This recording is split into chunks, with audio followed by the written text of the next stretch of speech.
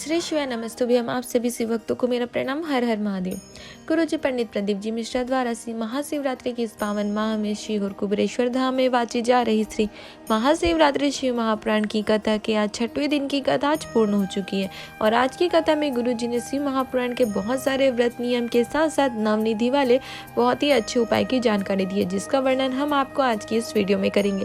ताकि अगर आपसे आज की कथा छूट गई हो, आप किसी कारण से आज की कथा नहीं सुन पाए हो, तो आज के इस छोटे से वीडियो से आपको आज की कथा की संपूर्ण जानकारी मिल जाएगी। साथ ही कथा का रसवादन करने का फल भी आपको प्राप्त हो जाएगा। साथ ही शिव महापुराण की कथा कहती है कि अगर आप शिव महापुराण की इन बातों में से किसी भी एक बात को अपने जीवन में उतारते हो, अपने जीवन में उसका पालन करते हो, तो यह निश्चित है कि आप शिव को प्राप्त कर सकते हो, शिव तत्व को प्राप्त कर सकते हो। साथ ही गुरु जी द्वारा बताए गए शिव महापुराण के इन उपायों को करके आप अपने जीवन के दुख, तकलीफ, कष्टों को दूर कर सकते हो। ऐसे ही जीवन में सुख, शांति, समृद्धि और घर में बरकत होने वाली एक नवनिधि वाले उपाय का गुरुजी ने वर्णन आज की कथा में किए हैं। और आज के इस उपाय का वर्णन हम आपको आज इस वीडियो के अंत में करेंगे। साथ ही आपको वो उपाय करके भी दिखाएंगे ताकि आप उस उपाय को अच्छे से समझ सको। इसलिए आप वीडियो को लास्ट तक जरूर देखना। तो कथा को शुरू करते हुए गुरुजी ने कहा कि हम कहीं भी रहे, किसी भी स्थान पर रहे, कोई भी समाज में रहे, कोई भी कुटुंब में रहे हो आप, अगर आप परमात्मा की प्राप्ति चाहते हो, भगवान शिव को प्राप्त करना चाहते हो, भगवान शिव की अविरल भक्ति चाहते हो, मेरे राम मेरे कृष्ण को प्राप्त करना चाहते हो, तो आपको परामर्थ के काम में लग जाना चाहिए। क्या होता है परामर्थ का काम? तो परामर्थ का काम होता है कि किसी जरूरतमंद को उसकी जरूरत की चीज प्रदान करना, किसी भूखे को खाना खिलाना, किसी प्यासे को पानी पिलाना, किसी बीमार व्यक्ति को औषधि प्रदान करना, उसकी सेवा करना, ये होता है परामर्थ के कार्य। तो आप अगर ये परामर्थ के कार्य आप करते हो तो आप सीधे भगवान भोलेनाथ को, मेरे राम को, मेरे कृष्ण की शरण को प्राप्त कर सकते हो। क्योंकि शिव महापुराण की कथा कहती है कि परामर्श से बड़ा काम, उससे बड़ा पुण्य और कुछ भी नहीं होता है। अगर आप रोज शिव महापुराण की वीडियोस देखते हो, यूट्यूब, फेसबुक पर, टीवी पर कथा सुनते हो, अगर आप उन वीडियो को या टीवी पर जो आपको जानकारी प्राप्त होती है वो अगर आप दूसरे किसी व्यक्ति को देते हो और उस व्यक्ति को अगर उसका आपकी शेयर की हुई वीडियो से, आपकी दी हुई जानकारी से, कथा की जानकारी से, शिव महापुराण की जानकारी से, उस वीडियो को देखकर जानकारी को पाकर उस व्यक्ति को लाभ होता है, उसके कष्ट कम होते हैं, उसके दुख कम होते हैं, उसे भगवान की भक्ति प्राप्त होती है, तो उसका जितना पुण्य, जितना फल आपको प्राप्त होता है, शिव महापुराण की कथा कहती है कि उतना पुण्य तो आपको मंदिर में दिया लगाने से भी प्राप्त नहीं होता। इसलिए आपको अपने जीवन में जब भी आपको मौका मिले, आपको परामर्थ के कार्य करते रहना चाहिए। तभी आपको इस संसार से मोक्ष पाकर भगवान के शरण में जा सकते हो।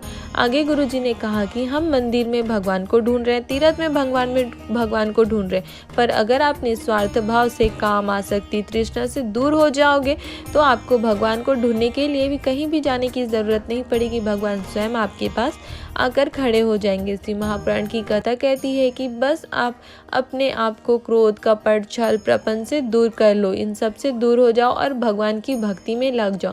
भगवान स्वयं आपको ढूंढते हुए आपके पास आ जाएंगे। इतनी शक्ति होती है भक्ति में, आप भगवान को भी अपने पास लाने के लिए मना सकते हो।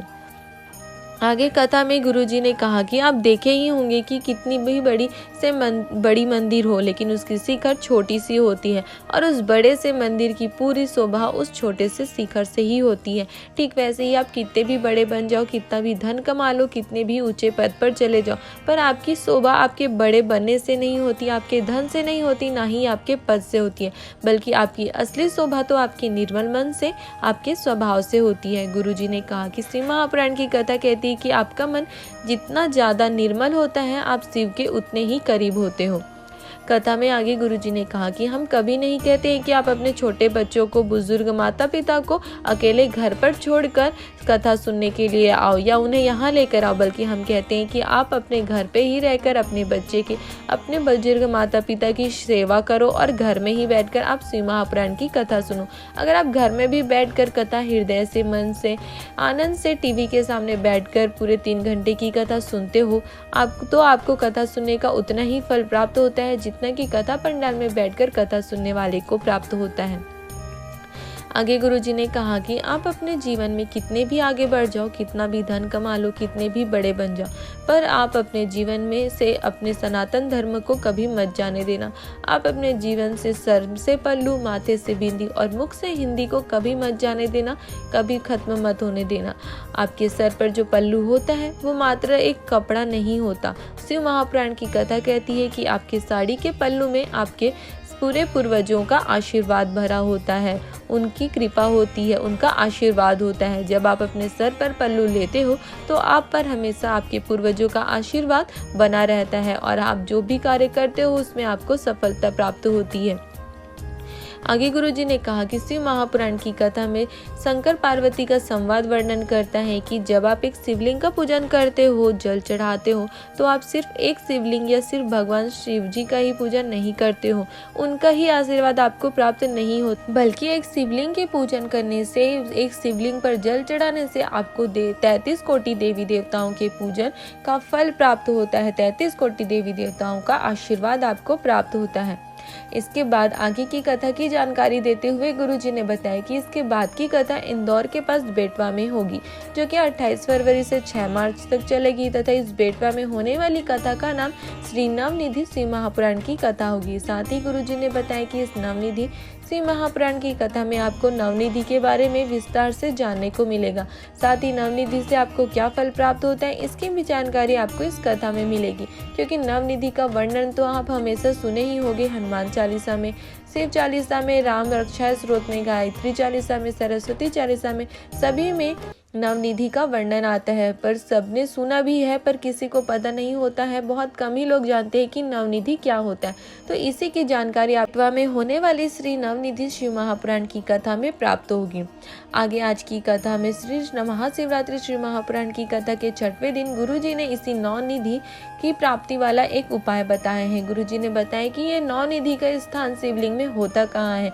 साथ ही बहुत ही विस्तार से गुरुजी ने इस उपाय का वर्णन किए हैं। यह बिल्कुल नया उपाय है, इससे पहले की कथा में गुरुजी ने उस उपाय की जानकारी नहीं दी है, वर्णन नहीं किया है, तो आप इस उपाय को अच्छे से समझना।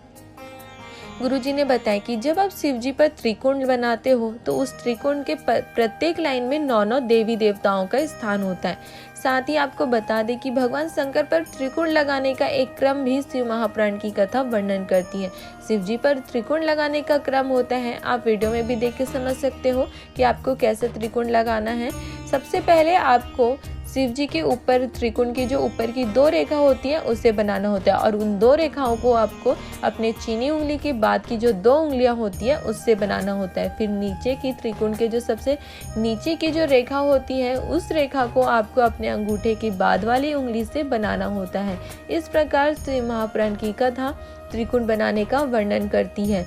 और इसी त्रिकोण की जो सबसे ऊपरी वाली रेखा होती है उसमें 9 देवियों का स्थान होता है और त्रिकोण की जो बीच वाली रेखा होती है उसमें 9 ग्रहों का स्थान होता है और जो अंत की सबसे नीचे वाली रेखा होती है उसमें 9 निधियों का निवास होता है। श्री महापुराण में माता पार्वती और भगवान शंकर का संवाद वर्णन करता है कि भोलेनाथ ने माता पार्वती से कहा है कि जब भी कोई शिवलिंग पर त्रिकोण बनाता है तो जब वह अंतिम रेखा बनाता है तो मैं उसे 9 निधि प्रदान कर देता हूँ। आपके त्रिकोण की नीचे की रेखा बनाते ही शिव जी आपको 9 निधि प्रदान कर देते हैं।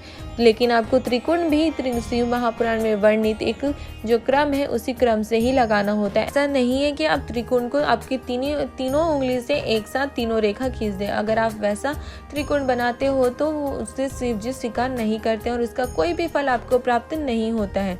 तो शिव जी ने कहा है कि जब शिव महापुराण में वर्णित त्रिकोण के क्रम के अनुसार अगर कोई व्यक्ति मेरे ऊपर त्रिकोण लगाता है तो उसके नीचे वाली लाइन को लगाते हुए मैं उसे नवनिधि प्रदान कर देता हूँ। गुरुजी ने कहा कि हमारे त्रिकोण के तीसरी रेखा बनाते ही शिव जी हमें नवनिधि प्रदान कर देते हैं और वो नवनिधि हमारे घर आ जाती है और वो नवनिधि आपके जीवन में कभी भी किसी भी चीज की कमी नहीं होने देती है। आपके घर में सुख शांति समृद्धि बनी रहती है और आपके घर में भी हमेशा बरकत बनी रहती है। इसलिए आप जब भी शिव जी पर 1 लोटा जल चढ़ाने के लिए मंदिर जाते हैं तो आपको शिव जी पर त्रिकोण अवश्य बनाना चाहिए। और अगर आपके पास रोज शिव जी पर त्रिकोण बनाने का समय नहीं है तो कम से कम प्रत्येक सोमवार को महादेव के दिन, महादेव के वार को तो आपको कम से कम शिव जी पर त्रिकोण बनाना ही चाहिए।